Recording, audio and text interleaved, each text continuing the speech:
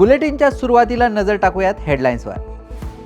मुख्यमंत्री फडणवीसांकडून तानाजी सावंतांच्या 3200 कोटी रुपयांच्या कामांना स्थगिती। योग्य तपास करून नराधमांना कठोर शिक्षा व्हावी, पुणे प्रकरणावर मंत्री गुलाबराव पाटील यांची मागणी।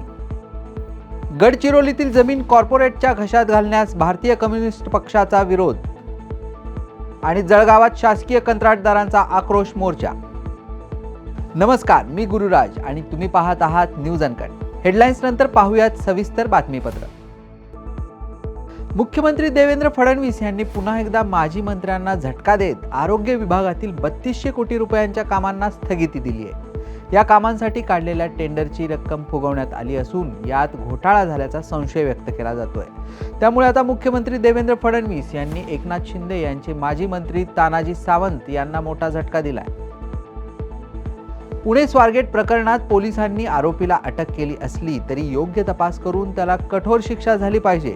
नराधमांना कठोर शिक्षा झाल्याशिवाय अशा गोष्टींना आळा बसणार नाही, असे मत मंत्री गुलाबराव पाटील यांनी माध्यमांशी बोलताना व्यक्त केलंय। मला खात्री आहे की आरोपीला कठोर शिक्षा होईल याची काळजी पोलीस घेतील, अशी आशा पाटील यांनी व्यक्त केली। पुणे पोलिसांनी अटक जरी केलेली असली तरी त्याच्यावर योग्य तपास करून त्याच्यावर पुढच्या काळामध्ये त्याला शिक्षा लागली पाहिजे, अशा पद्धतीने त्याच्यावर कारवाई करावी अशी जनतेची अपेक्षा आहे। आणि मला तरी असं वाटतं की अशा नराधमांना शिक्षा झाल्याशिवाय बाकी गोष्टींवर आळा बसणार नाही आणि मला खात्री आहे की पोलीस प्रशासन तशी काळजी घेईल। गडचिरोलीत प्रकल्प येणार असतील तर त्याला कोणत्याही पक्षाचा विरोध नाही, परंतु या विकासाच्या नावाखाली जे सामान्य लोक त्या ठिकाणी वर्षानुवर्ष राहत आहेत त्यांच्या जमिनी कॉर्पोरेट क्षेत्राला देण्यास आमचा विरोध आहे, असं वक्तव्य भारतीय कम्युनिस्ट पक्षाचे अमोल लांडे यांनी केलंय। विरोध करणाऱ्यांना ताब्यात घेऊन त्यांना जेलमध्ये पाठवलं जात आहे। सर्वसामान्यांना उद्ध्वस्त करून विकास होणार असेल तर त्याला आमचा विरोध आहे, असं देखील ते म्हणाले। गडचिरोली जिल्ह्यामध्ये काही सुधारणा व्हायच्या असतील, काही प्रकल्प जर येणार असतील, रोजगार मिळणार असेल, त्याला कोणत्याही पक्षाचा विरोध नाही, भारतीय कम्युनिस्ट पक्षाचा सुद्धा विरोध नाही। परंतु या विकासाच्या नावाखाली जे सामान्य लोक त्या ठिकाणी वर्षानुवर्षे राहत आहेत, जे आदिवासी आहेत, विशेषतः त्यांच्या जमिनी आहेत, हजारो वर्षाची त्या ठिकाणी राहत आहेत आणि जंगल पाणी वगैरे तिथं मुबलक प्रमाणामध्ये आहे। अशा जमिनी विस्थापित करून सरकार ताब्यात घेत आहे आणि जो कोणी विरोध करील त्याला अर्बन नक्षल ठरवून त्याला जेलमध्ये पाठवलं जात आहे। शासनाने कंत्राटदारांची बिले अडकवल्यामुळे संतप्त कंत्राटदारांनी काल जळगावातील गांधी उद्यान ते आकाशवाणी चौक दरम्यान आक्रोश मोर्चा काढला। या मोर्चात डंपर, टँकर, मिक्सर आदी वाहने घेऊन कंत्राटदारांनी जोरदार निदर्शने केली। गेल्या काही दिवसांपासून कंत्राटदारांचे कामबंद आंदोलन सुरू असून शासनाने त्वरित बिले अदा करावीत, अन्यथा आंदोलन तीव्र करण्याचा इशारा यावेळी देण्यात आला आहे। कलेक्टरांनी शासनाला आणि साहेबांना बऱ्याच वेळेस आम्ही निवेदन दिले आणि महाराष्ट्र लेवलवरून सर्व ठिकाणी हे आंदोलन चाललेले आहे आणि यापूर्वी आम्ही 4 वेळेस आंदोलनाला समोर गेलेलो आहोत आणि दररोज साहेबांनी पाठपुरावा करून थोडं क्षुल्लक रक्कम आम्हाला येते, त्याच्यात आमचं कामांचं आणि काही नियोजन होत नाही आहे। पण यापुढे हे असंच जर चालू राहिलं तर आमचं तीव्र आंदोलन करणार आहोत। आम्ही सर्व कॉन्ट्रॅक्टर महाराष्ट्र लेवलपर्यंत आमचं सर्वांचं बोलणं चालू आहे। येणाऱ्या भविष्यात जर अशीच वेळ येत राहिली तर याच्यापेक्षाही तीव्र आंदोलनाला आम्हाला समोर जावे लागेल। ही वेळ आमच्यावर शासनाने येऊ नये यासाठी आम्ही सर्वजण म्हणजे शासनाने प्रयत्न करावे ही विनंती। वेळ झाली छोट्याशा विश्रांतीची, पाहत रहा न्यूज अनकट। ऐतिहासिक वारसा लाभलेला मराठ मुलूक महाराष्ट्र। या महाराष्ट्राला विविध रंगी छटा आहेत। साहित्य, कला, पर्यटन, नृत्य, भाषा, संत परंपरा अशा विविधतेने तो नटलेला आहे। हीच गौरवशाली विविधता जपत सुवरंग मराठी केवळ महाराष्ट्राच्या सांस्कृतिक संहितेपुरते मर्यादित न राहता समकालीन नवकल्पनांवर आधारित कार्यक्रमांद्वारे मराठी मनोरंजन विश्वात स्वतःची एक अनोखी जागा निर्माण करत आहेत। मराठी मनोरंजन क्षेत्रातील उत्तम दिग्दर्शक, लेखक आणि निर्मात्यांच्या प्रतिभेचा पुरेपूर वापर करून मनोरंजनाचा आगळा वेगळा रंग उधळण्यास आम्ही सज्ज आहोत। स्वरंग मराठीचे उद्दिष्ट मराठी मनोरंजन क्षेत्रामध्ये मनोरंजनाची वहिवाट सोडून, रूढीवादी पद्धती तोडून मनोरंजनाचा समृद्ध अनुभव प्रदान करून देण्याचा आहे। म्हणूनच यात विविध पद्धतीचे मनोरंजक आणि माहितीपूर्ण कार्यक्रम स्वरंग मराठीवर बघता येतील. शेवटी एकच, धकाधकीच्या जीवनात धांगडधिंगा करण्यापेक्षा बसूया, हसूया, गाऊया, जगूया. नाती गोती श्रावण मोती गावामधले जीवंत रंग.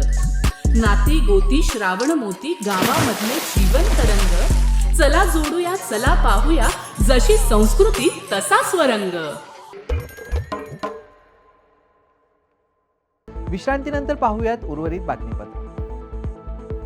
स्वारगेट प्रकरणातील आरोपी दत्तात्रय गाडे याच्यावर राजकीय वरदहस्त असल्याचा आरोप होतोय. राजकीय वरदहस्त असल्यामुळेच गाडेने गावामध्ये दहशत निर्माण केली होती. इतकेच नाही तर तंटामुक्त समितीच्या निवडणुकीत देखील त्याने एकावर चाकू उगारला होता. गुन्हेगारी प्रवृत्तीमुळे त्याला गावातील लोकही वैतागले होते. त्यामुळेच पोलिसांनी त्याला पकडण्यासाठी गावकऱ्यांची मदत मागताच त्यांनी तातडीने मदत करत गाडेला पकडून दिल्याचं कळतंय. नाशिकच्या त्र्यंबकेश्वर तालुक्यात गेल्या काही वर्षांपासून सातत्याने भूकंपाचे धक्के जाणवत असल्याने स्थानिकांमध्ये भीतीचे वातावरण आहे. शनिवारी सकाळी 9:05 आणि 9:30 वाजता त्र्यंबकेश्वर तालुक्यातील काही गावांमध्ये भूकंपाचे सौम्य धक्के जाणवले असून वारंवार जाणवणाऱ्या धक्क्यांमुळे स्थानिक चिंतेत आहेत. शनी शिंगणापुरात ब्रँडेड तेलाने शनिदेवाचा तैलाभिषेक करण्याचे आदेश लागू झाल्यानंतर काल पहिल्याच दिवशी ब्रँडेड तेलाची टंचाई भासली. सायंकाळपर्यंत 2000 भाविकांनी चौथऱ्यावर जाऊन शनिदेवाचे दर्शन घेतले. मात्र त्यातील जवळपास 400 भाविकांना ब्रँडेड तेल न मिळाल्याने त्यांना चौथऱ्यावर जाऊनही तैलाभिषेक करता आला नाही. शिंगणापुरात काल दिवसभरात 40,000 भाविकांनी शनिदेवाचे दर्शन घेतले. जालन्यात बॉम्ब शोधक पथकातील शेरी नावाचा श्वान सेवानिवृत्त झालाय. या निमित्ताने जालना पोलिसांनी श्वान शेरीचा निरोप समारंभ ठेवून आपल्या मुख्य साथीदाराला सन्मान दिलाय. श्वान शेरी मागील 10 वर्षांपासून जालना बॉम्ब शोधक पथकात कार्यरत होता. त्याने मागील 10 वर्षात अनेक गुन्हे उघडकीस आणण्यात पोलिसांची मदत केली. श्वान शेरी 10 वर्ष सेवा बजावल्यानंतर आज सेवानिवृत्त झाल्याने त्याचा जालना पोलीस दलाने निरोप समारंभ आयोजित करून त्याचा सन्मान केला. वेळ झाली छोट्याशा विश्रांतीची. पाहत रहा न्यूज अनकट. ऐतिहासिक वारसा लाभलेला मराठ मुलूक महाराष्ट्र. या महाराष्ट्राला विविध रंगी छटा आहेत. साहित्य, कला, पर्यटन, नृत्य, भाषा, संत परंपरा अशा विविधतेने तो नटलेला आहे. हीच गौरवशाली विविधता जपत स्वरंग मराठी केवळ महाराष्ट्राच्या सांस्कृतिक संहितेपुरते मर्यादित न राहता समकालीन नवकल्पनांवर आधारित कार्यक्रमांद्वारे मराठी मनोरंजन विश्वात स्वतःची एक अनोखी जागा निर्माण करत आहेत. मराठी मनोरंजन क्षेत्रातील उत्तम दिग्दर्शक, लेखक आणि निर्मात्यांच्या प्रतिभेचा पुरेपूर वापर करून मनोरंजनाचा आगळा वेगळा रंग उधळण्यास आम्ही सज्ज आहोत. स्वरंग मराठीचे उद्दिष्ट मराठी मनोरंजन क्षेत्रामध्ये मनोरंजनाची वहिवाट सोडून, रूढीवादी पद्धती तोडून मनोरंजनाचा समृद्ध अनुभव प्रदान करून देण्याचा आहे. म्हणूनच यात विविध पद्धतीचे मनोरंजक आणि माहितीपूर्ण कार्यक्रम स्वरंग मराठीवर बघता येतील. शेवटी एकच, धकाधकीच्या जीवनात धांगडधिंगा करण्यापेक्षा बसूया, हसूया, गाऊया, जगूया.